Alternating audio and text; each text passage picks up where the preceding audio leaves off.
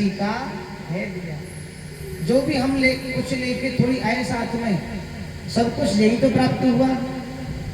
और देने वाले ने दिया, यह भी दिया किस शान से। जो कुछ भी दिया परमात्मा ने बड़ी शान से दिया, खुश होकर दिया। मेरे जीव हैं, ये सब सुखी रहे, इतनी व्यवस्था भगवान ने हम सबको करके दी। देने वाले ने दिया, यह भी दिया किस शान से।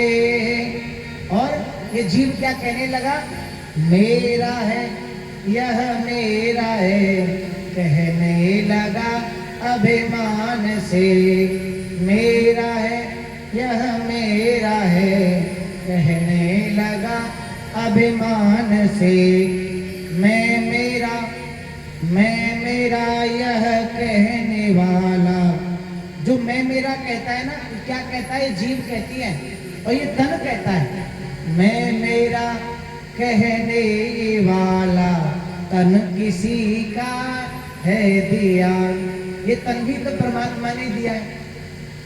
इस प्रकार से कभी भी किसी भी वस्तु का मोह मत करो, क्योंकि मोह तो कभी रहेगा नहीं महाराज। आज जो वस्तु आपके पास में है वो सदैव तो नहीं रहने वाली है, आज नहीं कल तो छोड़ के जाना ही है। मैं कभी ये नहीं कहता कि आप वस्तुओं को भोग न करें, सब कुछ छोड़ के महात्मा बन जाए, संत बन जाए, ऐसा नहीं कह रहा हूँ। मैं ये कह रहा हूँ वस्तु का प्रयोग करो, अच्छे से रहो, पर मोह मत करो। मोह के चक्कर में महाराज हम लोग यही रह जाते हैं, हम लोग यही रह जाते हैं। अच्छा, एक बार की बात थी, किसी कन्या की शादी हो रही थी, शादी और शादी हो रही थी तो बेटी बहुत जोर जोर से रो रही थी, माता जी पिताजी को सबको पुकार रही थी। तो बाराती में जो दूल्हा जो थे ना, वो थोड़े बेचारे कोमल हृदय वाले थे, उनका पवित्र हृदय था। वो भी रोने लगे, बोले ये रो रही हैं, तो वो भी रोने लगे बेचारे। जब वो रोने लगे तो उन्होंने कहा ठीक है, एक काम करो, तुम यहीं रह जाओ, तुम्हारा ज्यादा मन है, आपको याद आएगी मम्मी पापा की, तुम यहीं रह जाओ, मैं ऐसे ही चला जाऊंगा सबके साथ। तो लोगों ने समझा नहीं नहीं, ये तो फॉर्मेलिटी पूरी हो रही है, ऐसी रो रहे हैं, कोई दिक्कत नहीं, लेके जाना ही नहीं। समझ रहे मेरी बात को? तो हम लोग जैसे अगर संसार में वस्तुओं के लिए रोएंगे, तड़पेंगे, हाय मेरी कार, हाय मेरा बंगला, गाड़ी, बेटी बेटा, रोना इनके लिए तड़प मतलब चिंता तो होती है बच्चों की, लेकिन इतना मोह नहीं करना कि परमात्मा को भूल जाए। कोई कोई जीव ऐसा होता है कि परमात्मा को भूल जाता है और संसार में लीन रहता है। सुबह से जगेगा, फैक्ट्री जाएगा, बच्चों से बातें करेगा, शाम को आएगा, बच्चों से बातें करेगा, टीवी चलाएगा, लेकिन एक क्षण के लिए ये भी नहीं सोचता है कि मुझे भगवान ने मानव तन दिया है। जो पत्नी मेरे सामने विराजमान है, मेरे विवाह से पहले तो मैं जानता नहीं था। ये जो पति जो तुम्हारे सामने विराजमान है, जो आपके पति हैं, विवाह से पहले तो आप इन्हें जानते भी नहीं थे। ये तो यही संबंध हुए ना सब, तो ये सब यही के संबंध है महाराज, ये यही है और यही रह जाने हैं। तो भैया जिसने मानव तन दिया, मनुष्य बनाया, भगवान ने बड़ी कृपा की। उस परमेश्वर को, उस ईश्वर को कभी भूलना नहीं है। रोज उनका भजन करो, रोज उनका ध्यान करो। और एक बात और प्रयास करो कि जो भी प्याज लहसुन वगैरह खाते हो ना, भागवत कथा में ये प्रयास करना चाहिए कि प्याज लहसुन न खाया जाए। और जो कलश वाली माता बहनें हैं वो तो ना खाएं तो बढ़िया है, वो ना खाएं तो बहुत बढ़िया है। प्याज लहसुन नहीं खाना चाहिए, पवित्रता से कथा सुननी चाहिए। और जब समझिए मैं प्याज लहसुन की मना कर रहा हूँ तो आगे जो बेकार चीजें वो भी नहीं खानी है। ऐसा मत सोचना प्याज लहसुन की मना कर दी, पंडित जी ने बर्बाद की, सब कुछ खाओ बना बना करके, ऐसा नहीं करना है। हाँ, मतलब प्याज लहसुन की भी मना है, कुछ और सब कुछ भोजन पा सकते हैं, दालें खाएं, सब्जियां पाएं, खीर पूरी कचौड़ी सब बना के खाएं, लेकिन प्याज लहसुन भी नहीं खाना, क्योंकि भोजन 3 प्रकार का होता है, सात्विकी, राजसी और तामसी। सात्विकी भोजन ब्राह्मण और संत करते हैं। राजसी भोजन विवाह शादी में बनाया जाता है, खीर पूरी मटर पनीर, ये सब जो है ना राजसी भोजन में आते महाराज, ये राजसी भोजन है। और तामसी भोजन क्या है? जो अशुद्ध वस्तुएं हैं जिनका आजकल जीव सेवन करते हैं, उसका ही एक अंश ये प्याज लहसुन भी है।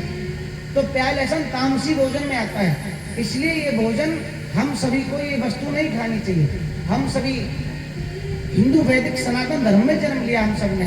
हम सभी पवित्र लोग हैं, भगवान राम की कृष्ण की पूजा करने वाले हैं, और अपवित्र भोजन करेंगे फिर भगवान के लिए पूजा करेंगे तो अच्छा नहीं है ना जी। अच्छा भूल बस ऐसा हो जाए तो क्षमा होता है, और जानबूझ के गलती करो तो क्षमा थोड़ी होगी महाराज। तो कहने का अभिप्राय ये है कि आप ये प्रयास करें कि आप ना खाएं। परिवार के लोग खाते हो तो वो उनकी इच्छा है स्वयं की, आप उनके लिए बना सकते हो, लेकिन आप ना खाएं, बहुत अच्छी बात है ये। इस प्रकार से सुखदेव जी महाराज जब आगे आगे जाने लगे, वेद व्यास जी पीछे पीछे जाने लगे। पुत्र पुत्र कहते हुए जब पीछे पीछे जा रहे थे तो क्या पाया, कुछ स्त्रियां नदी में स्नान कर रही थी। स्नान कर रही थी तो पहले समय में एक बात समझें, आज के समय में और पहले समय में कितना अंतर था। आज से लगभग 50 वर्ष पहले ही आप समझिए, जो लोग होंगे वो समझते होंगे, 50 वर्ष पहले भी कोई भी स्त्री गली में या कहीं पर भी घूंघट खोल के नहीं चलती थी। ऐसा था कि नहीं, ये बताइए आप। सिर ढका हुआ रहता था, घूंघट खोल के नहीं जाते थे, मर्यादा में रहते थे। तो मैंने तो यहाँ तक सुना अपने पिताजी के मुख से कि पहले समय में तो ये भी नहीं पता चलता था कि ये बहू कौन की है। पूरी जिंदगी निकल जाती थी, किनकी कौन सी बहू है ये पता नहीं चलता था। तो नाम बताने से ही पता चलता था कि नाम बताते भाई ये उनकी है, ये उनकी है। तो कोई मुख नहीं दिखाता था किसी को, बुजुर्गों को, किसी को भी, ऐसा था माहौल। तो अर्धवस्त्र का समय पहले समय में समझते थे कि सिर ढका हुआ नहीं है, और शरीर के अंगों का प्रदर्शन होना मतलब अर्धवस्त्र होना। इस प्रकार से कुछ स्त्रियां स्नान कर रही थी तो अर्धवस्त्र में स्नान कर रही थी। जब वो स्नान कर रही थी तो वहां से सुखदेव जी महाराज निकल गए। जब वहां से सुखदेव जी निकल करके चले गए तो स्त्रियों को कोई फर्क नहीं हुआ। जब कोई उनको फर्क नहीं हुआ तो पीछे से उनके पिताजी आ रहे थे रोते हुए, बेटा सुखदेव, बेटा सुखदेव। जब पीछे से चिल्लाते हुए आ रहे थे, उन सभी स्त्रियों ने सिर को ढका, वस्त्रों को थोड़ा ठीक किया, बोले बाबा हमें क्षमा करना, हमसे भूल हो गई, हमने आपको देखा नहीं।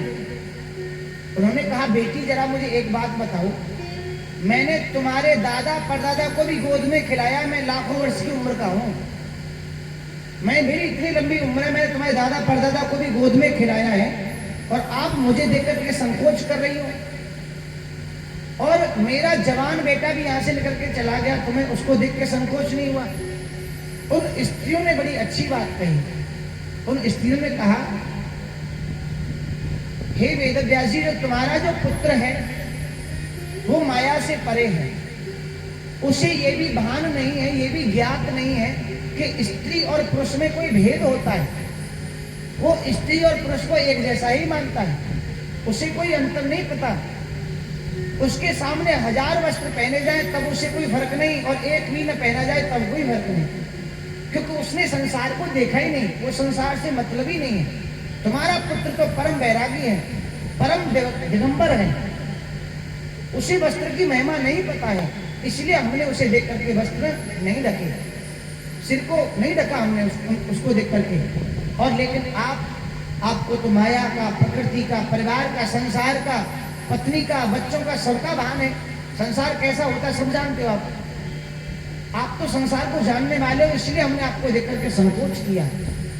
ये जान करके उन्होंने कहा कि मेरा बेटा इतना परम वैरागी है, परम संत है। उन्हें बड़ी खुशी हुई और वहीं से पीछे लौट गए।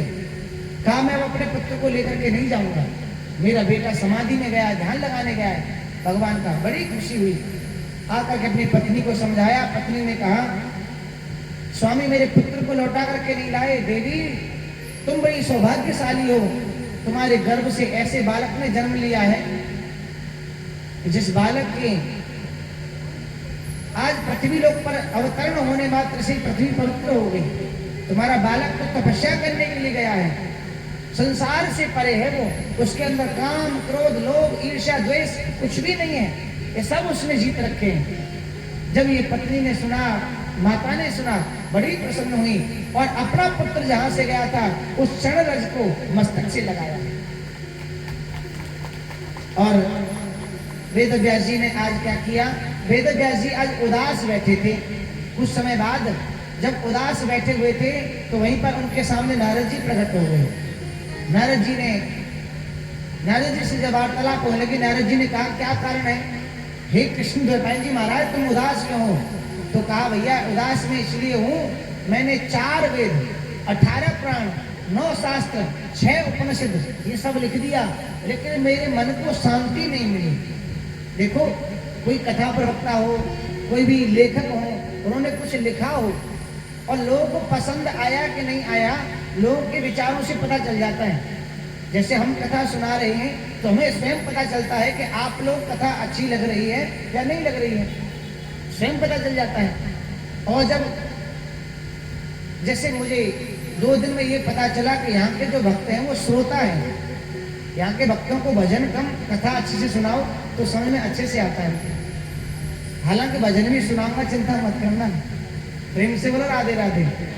तो यहाँ के श्रोता बहुत अच्छे हैं। और अगर मैं कहीं जाता हूँ कथा सुनाने के लिए तो मुझसे पर्चियाँ आती हैं लिख करके, महाराज जी वो नैनन में श्याम समाएगा, वो बार भजन गा दी आज। मैं अच्छा भैया, अच्छा भजन तो हमें आते ही भगवान की कृपा से, तो सुना भी देते, कोई दिक्कत नहीं। तो इसी प्रकार से वेद व्यास जी ने कहा मैंने इतनी किताबें लिख दी, इतने ग्रंथ लिख दिए, मन को शांति नहीं हुई, मेरा मन विचलित है, क्या ऐसा लिखूं जिससे मन शांत हो जाए? नारद जी ने कहा तुमने वह लिख दिया जो संसार के लोग समझना तो चाहते हैं लेकिन समझ में कम आता है। तुम ऐसा एक ग्रंथ लिखो जिसको संसार के लोग एक बार पढ़ लें या सुन लें, उनके तुरंत ही समझ में आ जाए और भक्ति उनके अंदर प्रवेश हो जाए। बोले वो कौन सा ग्रंथ है? बोले वो बांके बिहारी जी का नारायण भगवान की चर्चा उसमें हो, कृष्ण कन्हैया जी की चर्चा उसमें हो, ऐसा ही ग्रंथ लिख दीजिए। और वेद व्यास जी बोले वो तो ठीक है, लेकिन अब मेरा शरीर वृद्ध हो गया है, अब मेरे शरीर में वो शक्ति नहीं रही जो मैं लिख पाऊं, मैं बैठ भी नहीं पाता 2-2, 4-4 घंटे अब तो उन्होंने कहा कोई बात नहीं, आप खाली अपने मुख से सुनाते जाना। और सबसे सुंदर लिखने वाले जो देवता हैं उनका नाम है गणेश जी महाराज। बोलो गणेश जी महाराज की।